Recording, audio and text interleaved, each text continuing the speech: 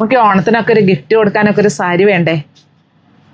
നല്ലൊരു സാരിയാണ്. എന്നാന്ന് വെച്ചാൽ ഇത് സൈഡ് നല്ല ഭംഗിയുള്ള ബോർഡർ, അതുപോലെ ബോഡി പ്ലെയിൻ ആയിട്ട് ഫ്ലീറ്റിൻ്റെ ഭാഗമൊക്കെ നല്ല ഒട്ടിക്കിടക്കില്ല, ഒതുങ്ങി കിടന്നോളും.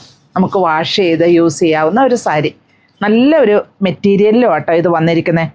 ഇതിൻ്റെ പല്ല് പോർഷൻ ഇങ്ങനെയാണ് വരിക, വിത്ത് ബ്ലൗസുമാണ്. ഇതിൻ്റെ ബോർഡർ കണ്ടോ,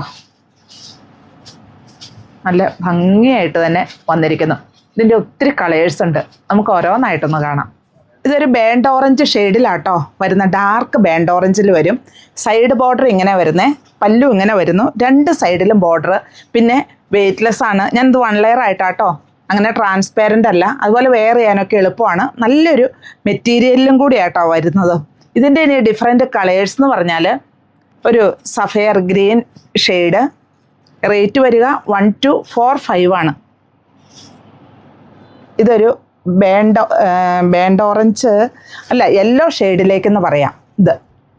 അതുപോലെ സ്കൈ ബ്ലൂ,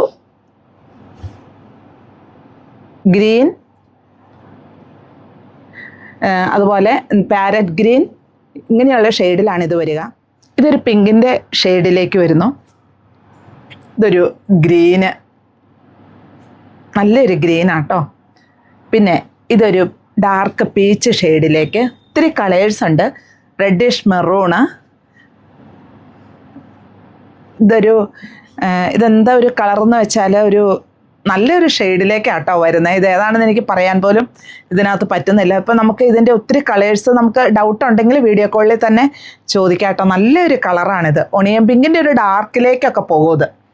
അതുപോലെ ഇത് ലെമൺ യെല്ലോ ഷെയ്ഡ്, വയലറ്റ്,